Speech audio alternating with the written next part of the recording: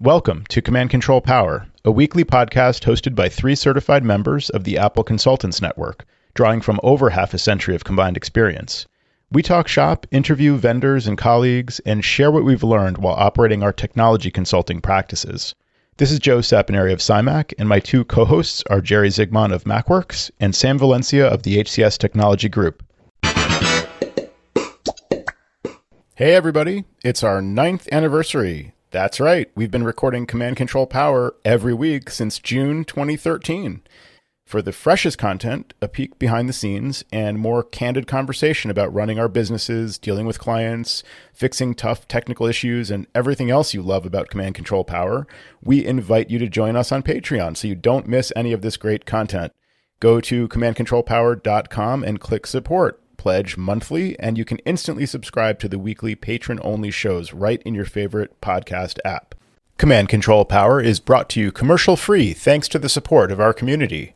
Our VIP supporters include Jason Detbarn of Adigy.com, John Brown of GroveTech.co, Watchman Monitoring, and Adam Angst of Tidbits Content Network. Thanks very much for supporting the show. Welcome to the podcast. The yet unnamed podcast. Right. Codename podcast.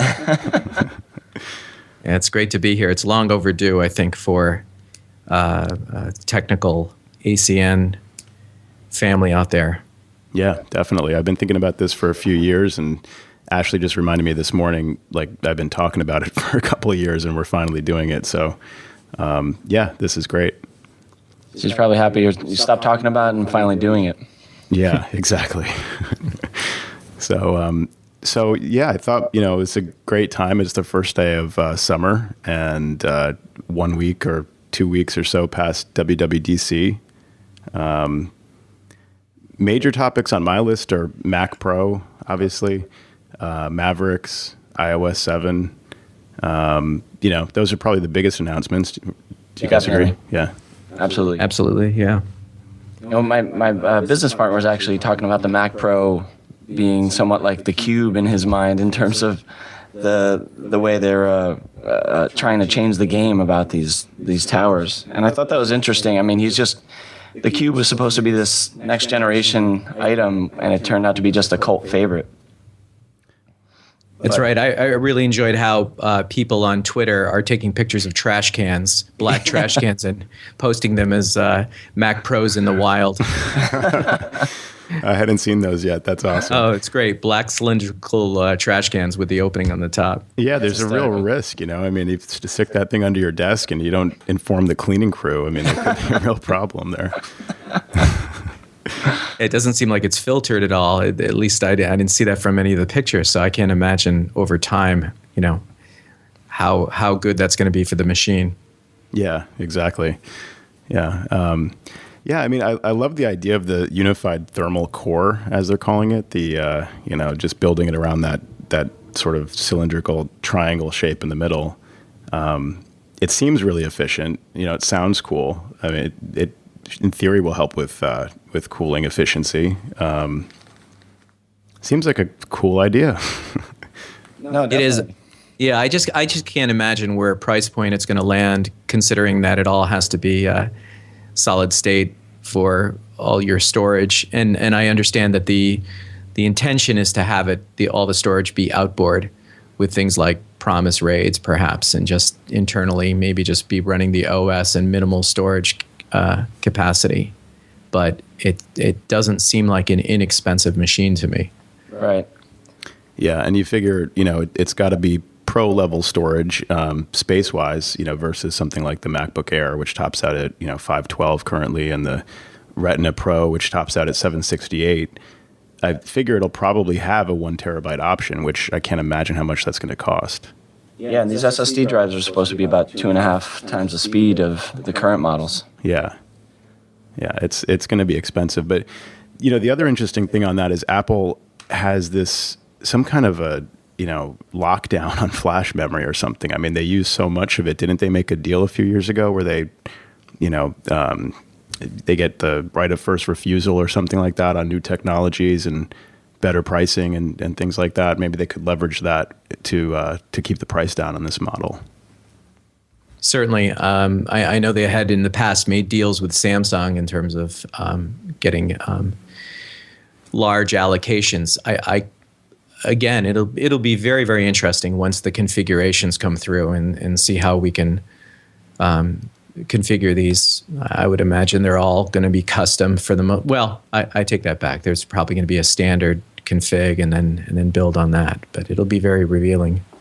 Yeah, it'll be interesting to see what the options are exactly, because they say it comes with the 2 workstation graphics card standard, and basically looks like 1 slot for storage, and there's a 12-core option at least. I mean, I guess there'll be options in the different processors, but there's not a lot of room for adding or removing anything inside that thing. So right, be pretty standardized.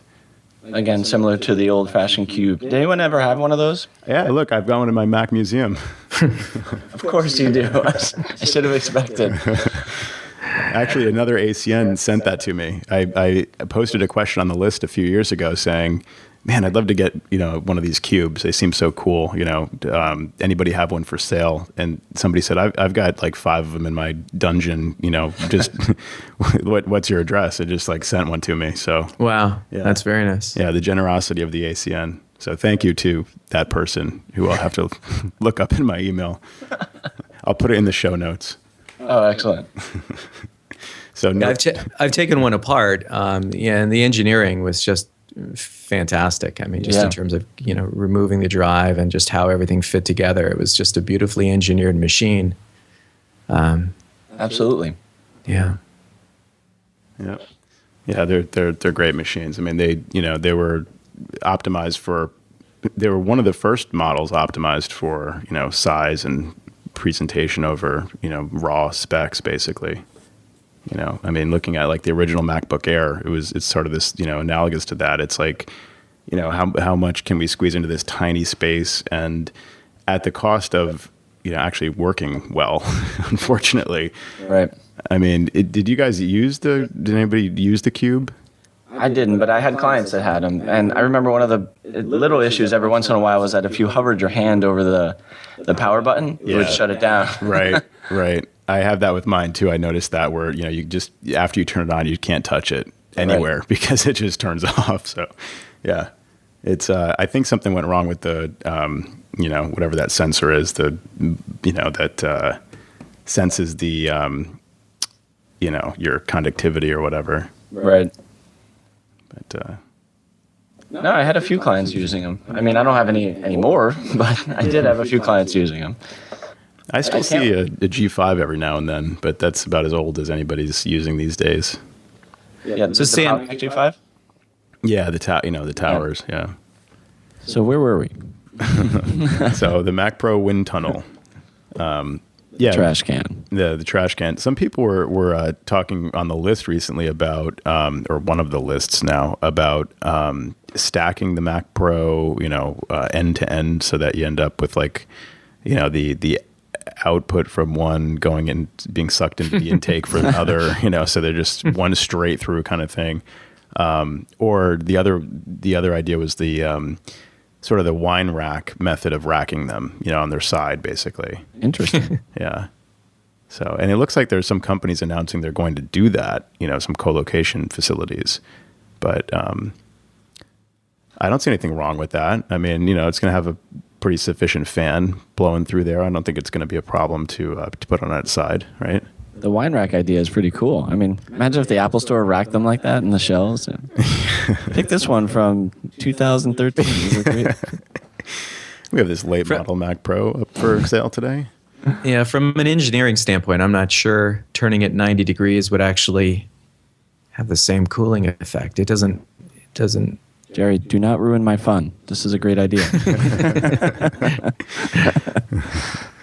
No, I hear you there, though. I mean, it's possible that wouldn't be good, but yeah. And so it's exhausting out of the bottom, right? Just like the way the new obviously it's not drawing in air from the top, but that's the design of the it's drawing in new from the airports. Isn't it? It's drawing in from the bottom and it's exhausting out the top. Oh, right, right. Because the whole idea is one of the ideas is the convection current, will sort of will pull the air, the hot air will rise up anyway, which will pull in air through the bottom so the fan doesn't have to work as hard. Right. But I don't know how much that effect will actually matter. And, that's why I think if you put it on its side, a fan could pull air a lot more efficiently than a convection current. So it wouldn't be as efficient, but it would work. It seems to me. I don't know. Yeah, but that's all speculation until these things ship and people try it. Yeah, there's no word on the release date yet, right? No, they said later this year, which is consistent with what Tim Cook said last year to somebody through email. He said we'll be having something for our pro users later next year. So now we're into later this year, which could mean December. I don't know if there's any way to predict that. Right. But and does anyone know if the factory is actually going to be in Austin or in Fremont? I know I had heard rumors to both that there were build facilities in both locations. I heard Texas for the assembly, and they mentioned, I think, like 4 different states for, I guess, major, component suppliers. Components, right. Yeah. Right. But I don't think they're getting all components from this country. I don't think we can supply, like, flash memory, right, and things like that. Right, exactly.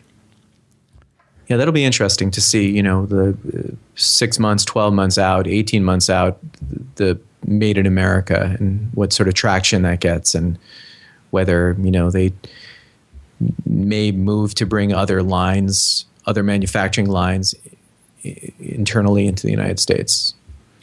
Yeah, I mean, it's, pretty understandable that they'll start with their highest margin, lowest unit product to make sure that they can, still make money on it and still produce them in quantity and everything. But, it would sure be great, for PR if they were to bring more manufacturing back into this country. I mean, I think they're the single biggest source of tax revenue for the government. Does that sound right? I mean, they're the biggest company. So for them to also be a big job creator would be pretty great for Apple's, public image. Oh, definitely. I might have made up that statistic. Yeah. Disclaimer. Still pondering that. Right. I mean, maybe that's if they were to count all the proceeds that are currently tied up in, overseas subsidiaries or whatever. But so have you guys been hearing from any of your clients about, their interest in the Mac Pro? Not much yet. I think, I've gotten a couple of questions on it, but I'm not sure. I mean, I don't know the whole thought process of Mac users being all graphics people, but, my clients have a wide array of different types of offices, but a lot of them have been happy with, the models of iMacs or laptops, but there are a couple I can think of that are going to be very interested in this model. They just haven't, I don't know. They didn't scream for it just yet, like some other models I've seen.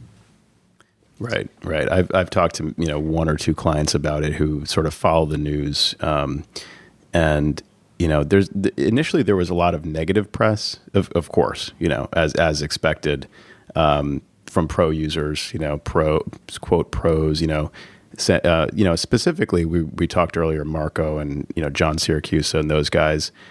I mean, where's the internal storage, and there's no expansion, and that's those are the reasons why people buy pro computers, and I just think that's an outmoded way of thinking about it.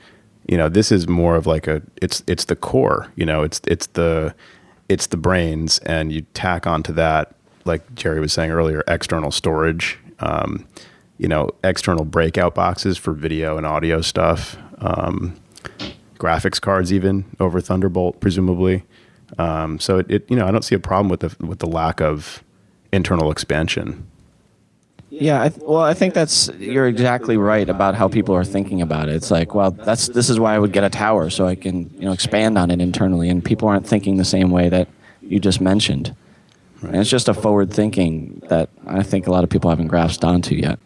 Yeah, I mean, what's the best case scenario for the current or the old 2010 Mac Pro? I mean, 4 internal hard drives. You can't really do much with that anyway. You can have a mirrored startup disk and a mirrored data disk, or you can have the Apple RAID card for another $1,000 or whatever it is, and as glitchy as it can be sometimes, and you can have RAID 5. I mean, it's just not that impressive. There's really no real big benefit in putting four internal 3.5-inch drives. You can do a lot more with like Jerry mentioned earlier, the Promise Pegasus, for example, with the RAID 6 on 6 drives. Exactly. I mean, I don't know. It's interesting to see how people are going to handle this, because I agree with that. It's just not everyone seems to fall in line with that, with the idea, the idea of what a tower should be yet. So yeah, we'll see once it gets released. I think the main sticking point is that we've never really had an external bus that's been more or less equivalent to an internal bus. We've had like SATA or eSATA, but we've never really had a way to take PCI externally, and that's what Thunderbolt does, I guess. Right, that's a very good point, Joe. And I think this Mac Pro has a real specific use case, and I think a lot of people who think that might be a good match for them are going to find that the barrier to entry with how much it would take them to sort of gear up to use it in any kind of a production environment.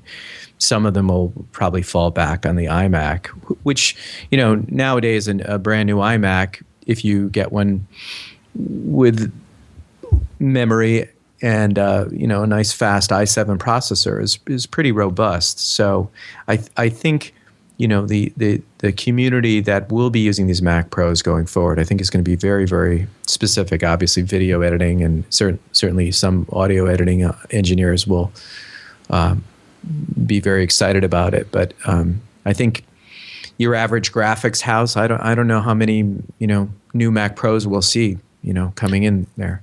Well, one other sort of unpredictable factor is if they bring Retina displays to the Mac Pro. I think that'll sell a lot more because that it's great. You can get them in a laptop, 15-inch Macs, but if they were to make a 24-inch, 27-inch Retina display compatible only with the Mac Pro, I think they'll sell a lot of Mac Pros. Mm-hmm. Yeah, that's true. Do you guys see any realm for this in the server aspect of things? Just throwing a curveball out there. Do we see any room for Mac OS X server going forward anyway? I mean, yeah, true.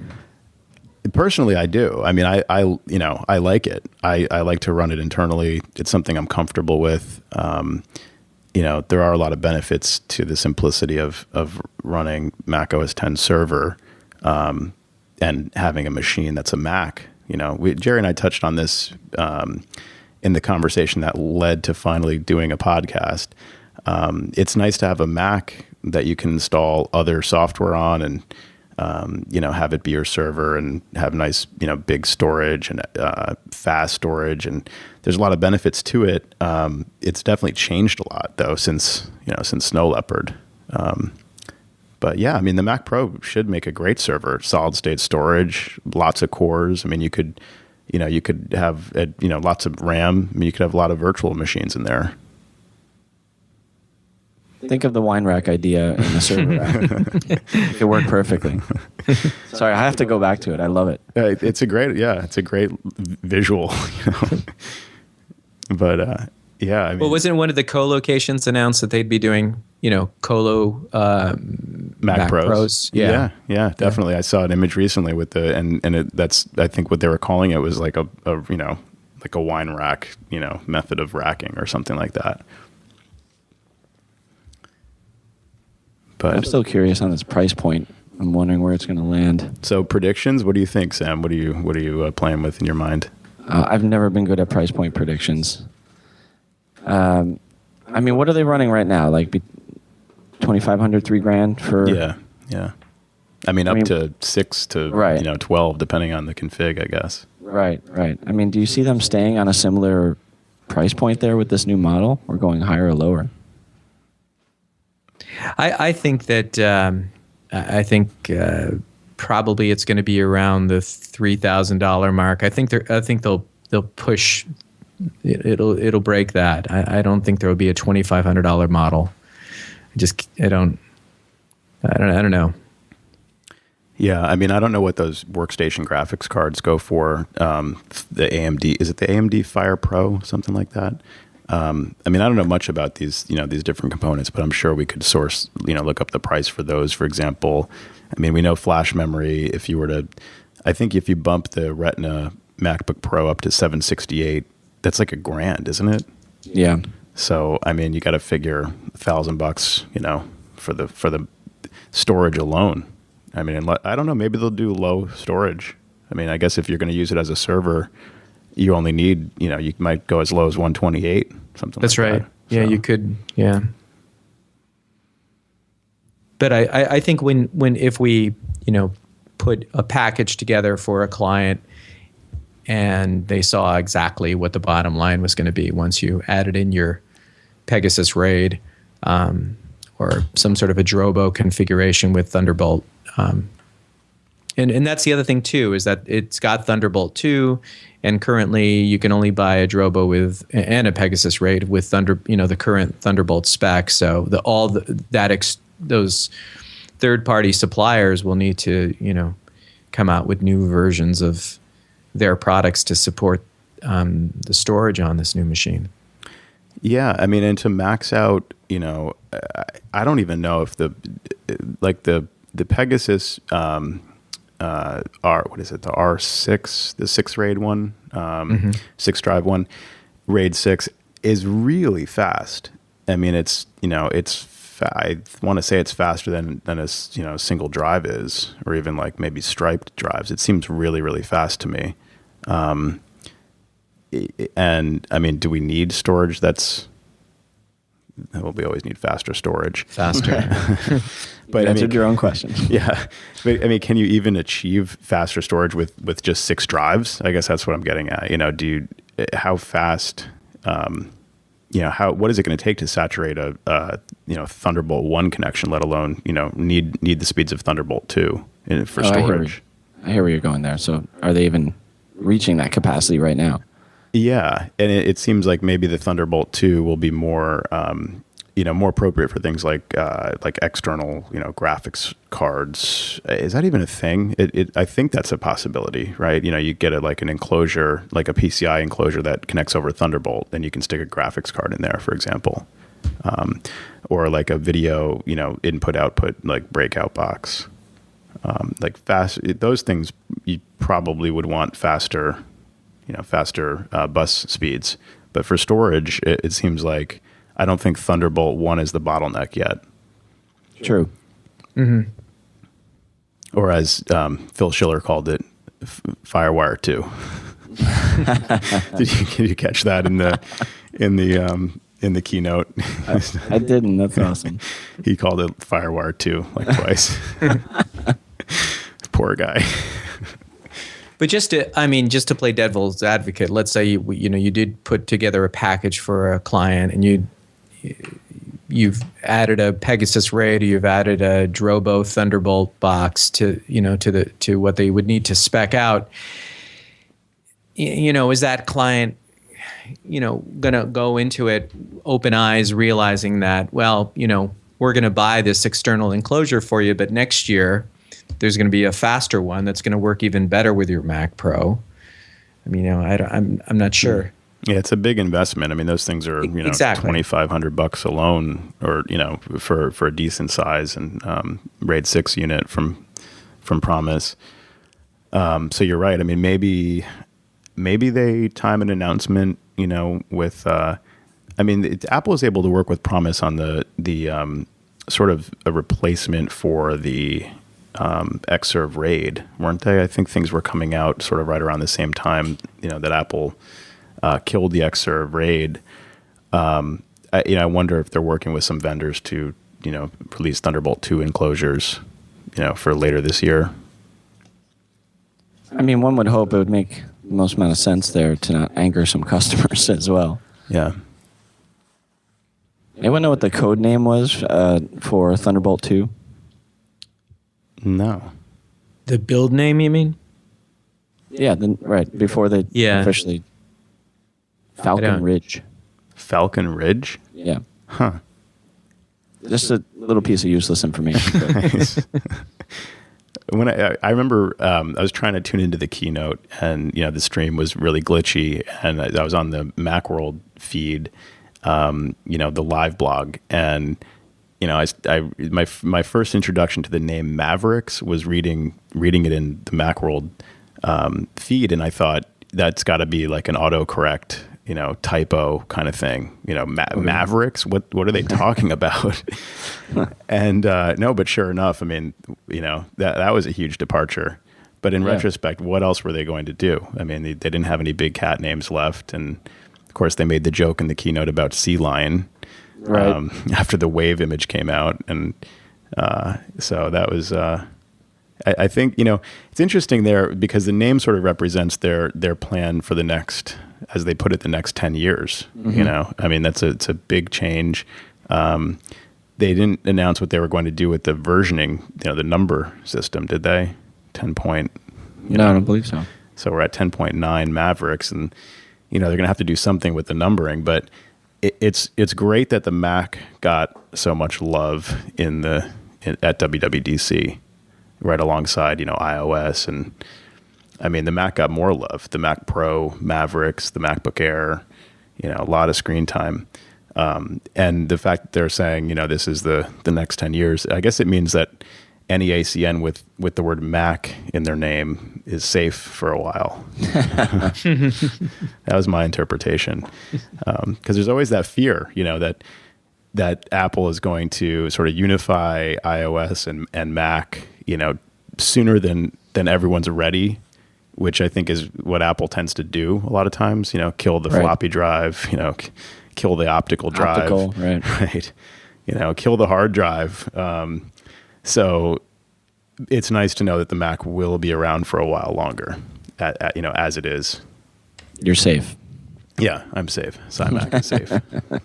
Yeah, I saw in the presentation there seemed to be, as you said, the Mac had a lot of love given to it, and it was sort of stood on its own. There was less sort of emphasis, even though the iOS platform and the Mac platform are converging. There was just a little bit more of a distinction that the Mac OS was a separate entity from the iOS 7. Did anyone else get that impression that, because all we heard with prior keynotes was, the unification of the platforms. And even though we are merging, I think that Mac was shown to basically stand on its own as its own independent platform. Yeah, absolutely. They talked several times about bringing the iOS features back to the Mac, in past keynotes, and I think that's what you're referring to, as far as this sort of unification strategy that they were, going for, which worked so well for them, being able to start with Mac OS and sort of strip it down into iOS and then innovate in that area and then bring those features back to the Mac, but. I need a cough button. Where they're willing to say, these are two different platforms, and the Mac is good at the things that the Mac is good at, and iOS is good in other areas. And we got some new features on the Mac. The different, I'm really interested in seeing the displays. What are they calling it? Multiple displays, where you have your menu bar and your dock on. Yeah. Whatever display you want. That's such a natural feature, and it looks like it's a really cool implementation, and that's something that only really applies to the Mac. So they're working on Mac specific features, and they're not pushing too hard for that overly unified, one size fits all OS, which is great news.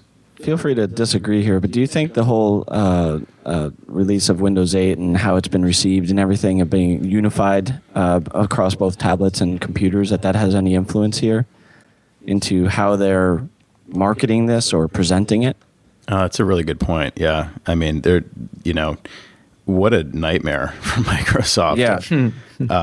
I mean, following Daring Fireball, John Gruber's been the best one to sort of point out all along, how all these Windows guys saying, one size fits all, you can have it both ways. It's the best of both worlds. It's a tablet, it's a laptop, it's a phone, it's a phablet, all these different like hybrid kind of devices and things. And it's just a nightmare. I mean, people want, people want a start menu on a desktop. Yeah. They want touch interface on a tablet. So you're right. I mean, maybe Apple is really responding to that and sort of taking advantage of that situation a little bit. In a way, it seems like they are. I mean, I'm not here to go Microsoft bashing, but it just seemed like the way they presented it as this all-in-one, people just freaked out about it. And it seemed, anyway, to me that Apple was just taking a step back and saying, we have some similarities between the two, but they are two separate entities. Right. So Right. At least that was my take on it. Yeah, that's a good point. It's they're willing to unify them to the extent that that's appropriate, but they're not overdoing it. It would be nice to say, hey, we can just make one OS now and put it on everything. Wouldn't that be convenient, and more efficient? But I think they're smart enough to realize it just doesn't work that way. Yeah. Don't take away my happy face finder icon. Right. Well, Microsoft took probably, one could argue this point, but a slightly bigger leap than Apple did, where Apple's, doing the convergence in smaller steps, whereas with Windows 8, the whole implementation of that with the charms that pop out on the side as they're referred to engage certain features within the OS. I mean, those are all really on the desktop or the laptop. I mean, those are really driven for just a touch screen interface. And so it's a real challenge when you're using the mouse or the trackpad and you're moving them off to the side and waiting for the charms to pop out. It's a much more natural movement with your hand. So they've, obviously there's been so much pushback that they've received that they're rethinking that. At least this is what we've read. Mm-hmm. And, they're putting, as Sam mentioned, the start button back in and things that are a little bit more familiar. So, I mean, I think they took too big a step, I think, but eventually I think, it'll also be interesting to see if Apple does indeed want to move to a touchscreen for its Mac OS, or if they indeed only keep that specific to the iOS 7 or iOS is going forward. Yeah, on that point, I had a client tell me recently. He had he's getting ready to switch to the Mac. He has a HP Touch Smart, I think it is, or it's a touchscreen HP. It's like 20 something inches. They never use the touchscreen. They only use the touchscreen when the mouse breaks.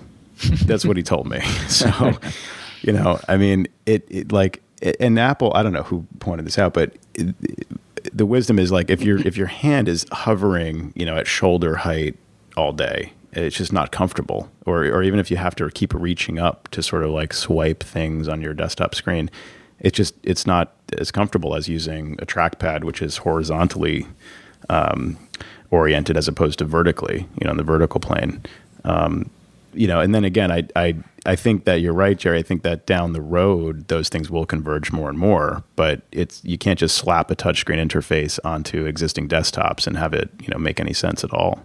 Right. Well, that's what Microsoft kind of did. And that was my point, is that, exactly. It was just a little too much too soon for a lot of people. And now they have to, step back and, put out a service pack. Right. Right.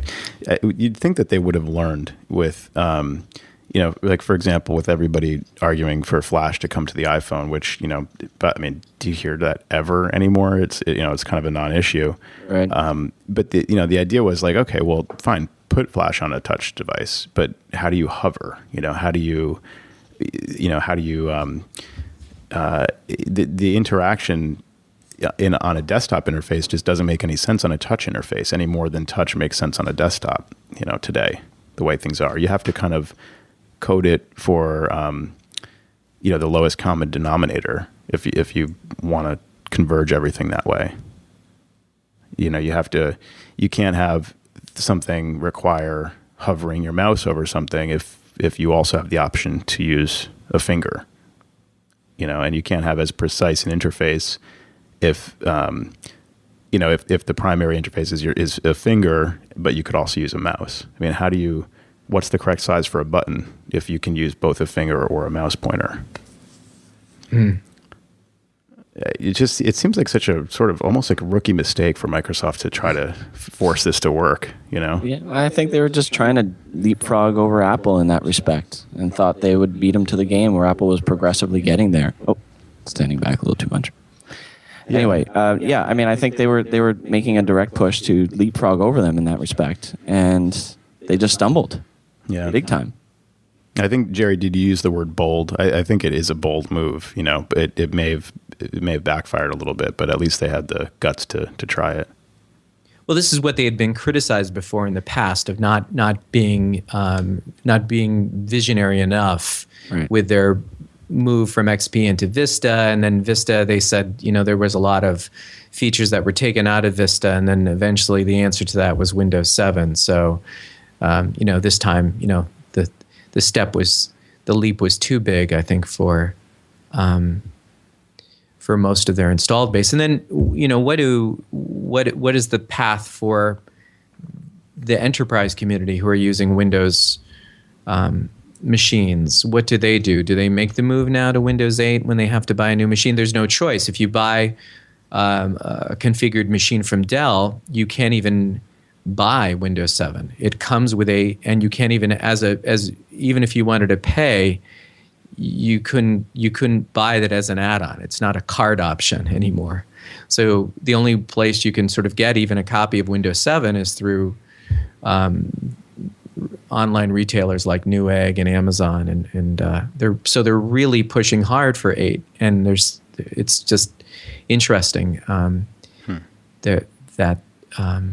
Yeah, on the enterprise side, though, they are sticking with 7 in a lot of respects. I mean, they are freaking out about going to 8. I know a few guys in the IT field on the enterprise side, and they are not going anywhere near it. Mm-hmm. They want nothing to do with it at this point. Right. Wow. And I wonder if it's going to take skipping an operating system like most of them did with Vista. Right. Yeah. Rightly so. Right. All right, that's the end of my Microsoft bashing for the day. I'm usually not a Microsoft basher. Actually, when I teach, that's one of the first things I say.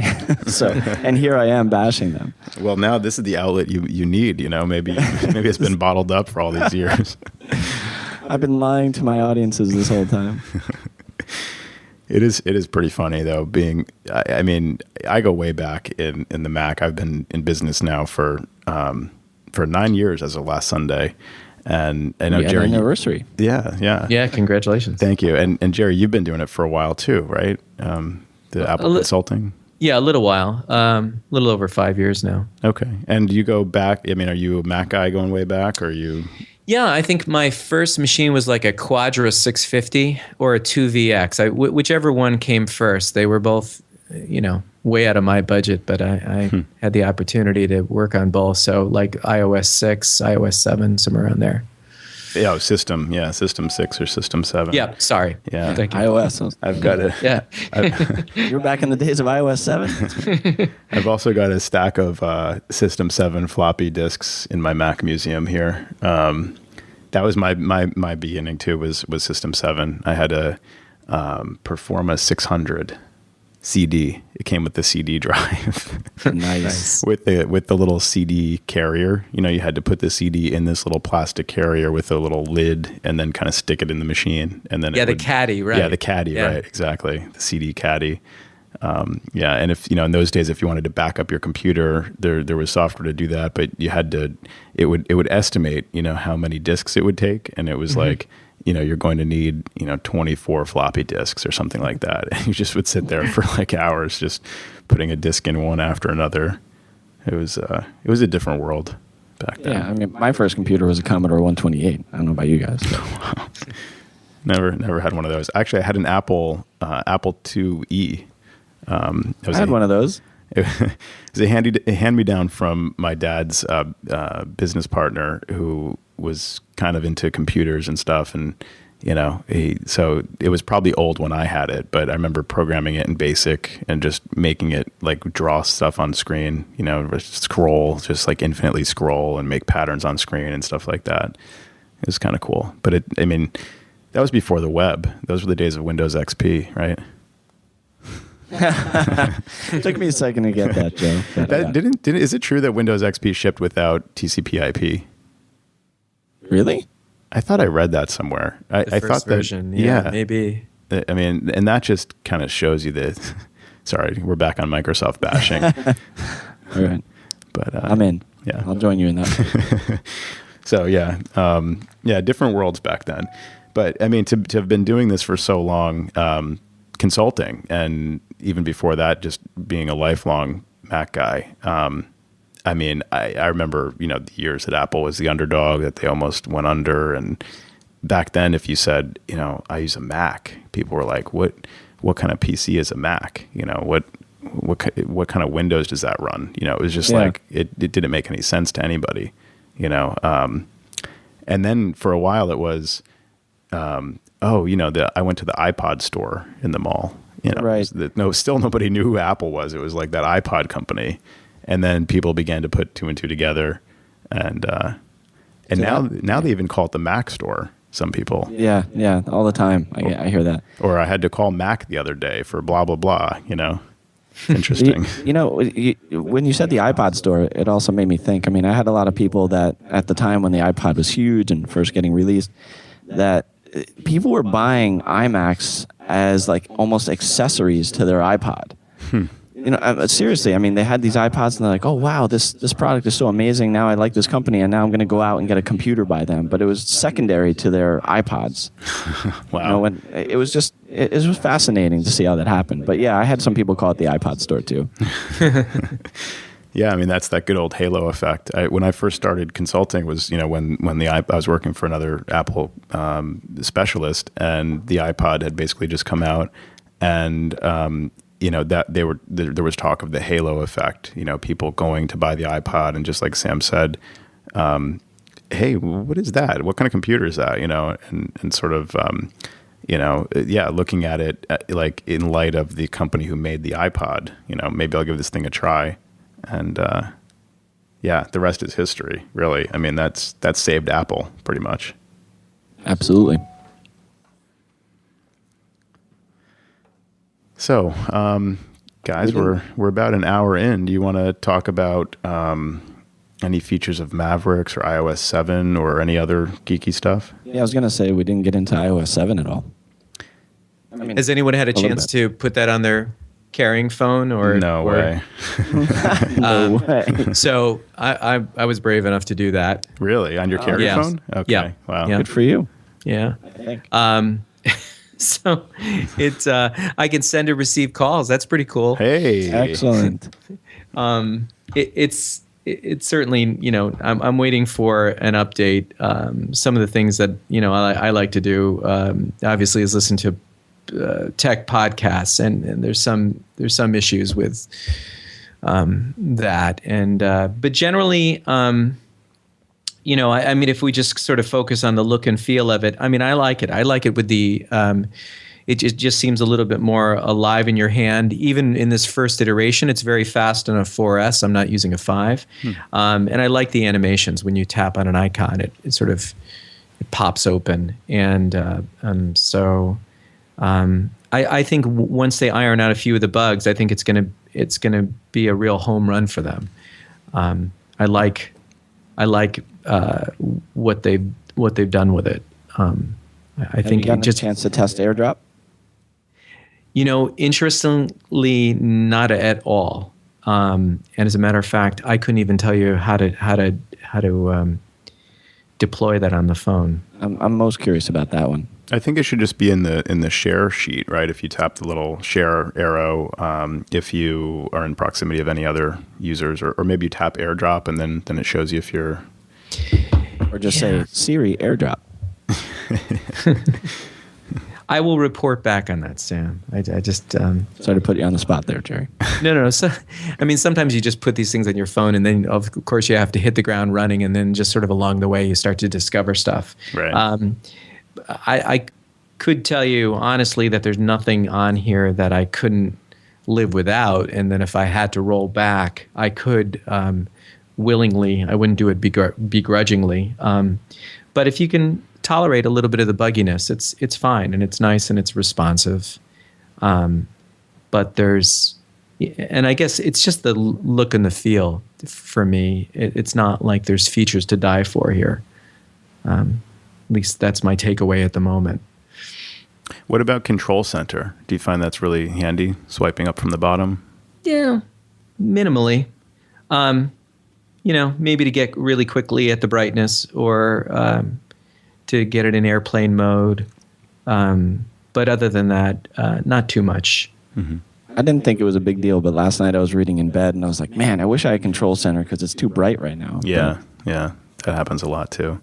It's a pain to dive into settings and back out just to deal with that stuff. It is to get into the features that are just nested. So it is it's a little bit more of a luxury to have those. But I like it, and I just got a virtual image of Mavericks, which I'm going to be playing with as well. But yeah, I'm looking forward to Mavericks and iOS 7. iOS 7 seems like about as big of an update as I can imagine for what's a pretty mature OS. I mean, like, what else could they possibly do? Are there features that anybody's clamoring for that we really need? I mean, the probably inter-app sharing, and like the idea of contracts or I guess the Mac word for it would be services. Like, take this block of text and add it to this other app or send it to this other app. I don't even know if they did something with that. I don't remember reading about that. But other than that, at a system level, I mean, there's not much else that I can imagine them doing besides a complete visual rewrite that's a little bit more coherent, it seems, which is what they've done with iOS 7. Mm-hmm. Yeah, from a inter-app sharing, there doesn't appear to be a lot more of that going on. The biggest thing that I've seen, besides the sort of the redesign of the icons and the fresh look that it's given it, is it does appear that once they do release it, it's going to be faster for everybody across the board. The phone just appears faster, just runs faster. And right now, this first version of the beta is kind of buggy, but that's what we have to expect from a beta. Yeah, I usually wait for the GM for my carrier phone. I have an old 4 that I could probably test it on. I know it runs on the 4. I can't imagine how fast it's going to work, and I don't know I know not all the features are supported. I don't know if any of the really good features are supported. I'd love to see the parallax effect. That looks pretty cool in the demo.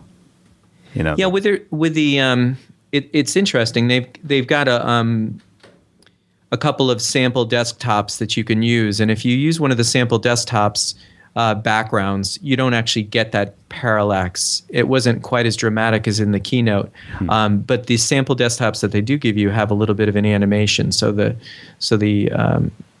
it's actually moving in the background just slightly, really? Very much like it does with the weather app where the clouds move. And interesting. So you can create these screens that have a little bit of movement to them, which is kind of nice. Yeah. So the iPhone's not dead yet. Is that the takeaway? Yeah. I applaud the bold step there, Jerry. Yeah. It's draining the battery. Is it really? Oh yeah. I have to find AC outlets wherever I go now. But man. So I'm sure that'll be all those features will be tweaked. Yeah, traditionally, I think even with the release, the golden master of whatever they release, it always drains the battery, and there's always some debug code left in. I think because they need that initial wave of public beta testers, basically, testing that first release version, and then they remove that's my understanding anyway. They have all this debug code that's like logging things that it doesn't that wouldn't normally be logging, once they remove all that extra code. So that'll cause the battery life to be way worse in like a beta, let alone even the first release of a new OS. Oh, that's interesting. I hadn't heard that before, but that makes a lot of sense. Yeah, and it's not. I don't think they really talk about it so much, but because I don't think Apple wants you to think you're actually beta testing this new release. But even in the final release, they do tend to leave a lot of extra stuff in that gets removed later to optimize it. Well, that must have been a secret that somebody shared with you, because I don't doubt it. It makes a lot of sense, but that's the first I've heard of that. So that I bet that's true. And well, it seems to be a pattern. Whenever there's a new release, everybody says, "Oh, my battery life sucks," and right. And then it's like, just wait for the X.01 version, and then usually that fixes it. Sometimes there's like a 0.02 or a more significant update that finally kind of kills all the battery drains. But I think at least part of it is that debug code, and then part of it is probably just actually bugs that they're squashing. But yeah, I can't imagine what the moving backgrounds and the parallax effect and all that stuff is doing to the battery life. But hopefully they found a way to optimize that. Mm-hmm. Yeah, I think it's still pretty much services issue. So if you've got something like Facebook running in the background, or you use Flipboard, and that memory management that they talked about, where apps will update if they determine that you've used the certain number of apps frequently, that they will update in the background so that you can go to them and they don't have to refresh. That's pretty smart. That's the kind of thing Apple does that impresses me, where they come up with a solution that's, seems obvious in retrospect, but it's usually really smart, and it's a way to, to fit into the usage patterns that people really have. And, so we get the benefit of some amount of multitasking where your news apps can update and your Twitter feed can update. And you don't have to like tell it to do that or program it or allow it. You don't have apps that are asking you to do this and that. It just sort of like knows, it learns your patterns. It's just a smart way to interact with the user. Yeah, I think that's right. And I think that as time goes on, I think they're probably going to engineer and build on that philosophy, because I think that's just a great way to have this trade-off of battery usage and also at the same time not just have to have things running in the background constantly, and that you may only like look at once a day and then not look at it again until the next day. Right. And think about how much time we waste, It seems silly actually, but you're standing there in line for something and you want to just check a news feed because you've got 45 seconds to kill. And, you open up, the AP News app or something like that. And, first you have to wait like 10 seconds for it to load the latest, I mean, it's basically wasted time. And I remember 10 seconds. Yeah, it's 10. Pretty soon you're talking about real, a minute here, a minute there, and you're talking real money. But, I remember that story from I think it was the development of the Mac. Do you remember the story? It was like, there was an engineer that, was talking about some process that was taking a certain number of seconds longer than it should have, and they were going to just sort of let it go. And, I think the story was that Steve Jobs said, we're trying to sell this thing to 1 million people, 1 million people times like 3 seconds each, you're talking about like several lifetimes, of a person, or several, it was something like that, and that convinced, that motivated the engineer to fix that issue, to save collectively, to save us all time. And I mean, the amount that we interact with these phones on a daily basis, 5 seconds here, 10 seconds there, it does really add up, Oh, absolutely. Yeah, it's amazing they could squeeze that much life. When you think about all that the phone is doing, that we get battery life at all out of this small, compact product is really remarkable. Yeah. The engineering that goes into it. Yeah. Do you guys think it was alien technology? handed down to Apple. Oh, absolutely. I say that only somewhat facetiously. I mean, it is pretty amazing. You know, in our lifetime, we've gone from that Apple IIe with, you know, green letters on a black CRT screen, you know, and it just sucked up power, you know, and it was just I mean, and it wasn't even connected to the internet, you know. I mean, it's just hard to imagine the iterative steps needed to get to where we are now. You know, I think Steve Jobs himself was an alien. I wouldn't be surprised if that came out. You know, I mean, geez, it's magic. You know, It really is. When you think about what we walk around with in our pocket, it's truly remarkable. Yeah. Hopefully, it's not doing anything to our bodies by being in our pockets all the time. We still haven't figured that one out. Right. Right. Yeah, that's the scary thing too, is that we you know, this stuff, you know, they ratify these new Wi-Fi standards and things, and it's like we just don't know, and we can't know, you know, until the next generation, like what the damage was in retrospect, you know, and it's a little bit of a leap of faith. I mean, you can do studies, you know, you can run accelerated aging tests in, you know, to see how a product will last over time, and you can extrapolate from a small amount of exposure over a limited time, you know, and it's try to take a guess as to what will happen truly long term, but you just never know. Our kids will find out someday.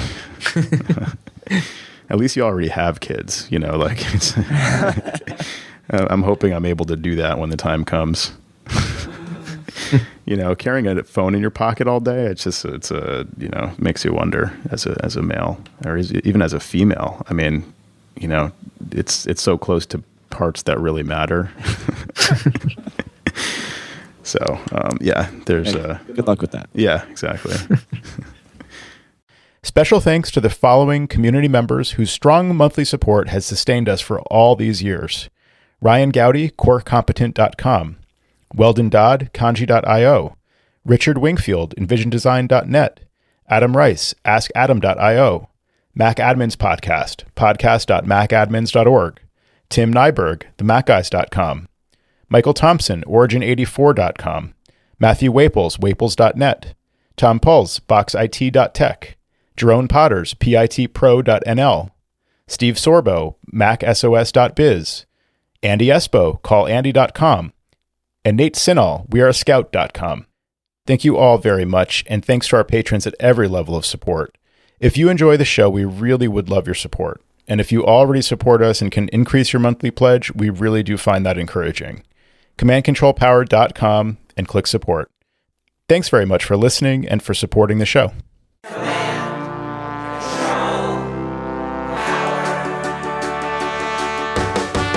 Jerry does his voices of customers of all kinds. Am I on the cloud?